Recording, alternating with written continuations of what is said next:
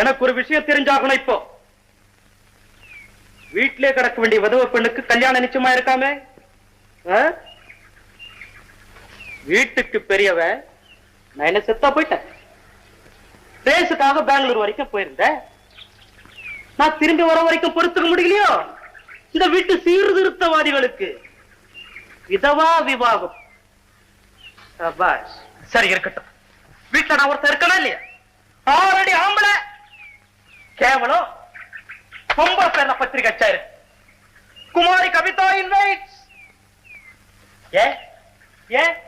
எனக்கு அப்புறம் சொல்றதானவா நான் இன்வைட் பண்றதா பத்திரிகை போட்டானவா குடி முழுகியா போயிடும். பத்திரிகை டாப்ல என் பேர் போட வேண்டாம். ஆனா தங்கள் வரவை அன்புடன் எதிர்பார்க்கும் அப்படின்னு போடுற இடத்துல அது என் பேரை போட்டுக்கலாம் இல்லையா? இதத்தான் நானும் அப்பவே சொன்னேன்.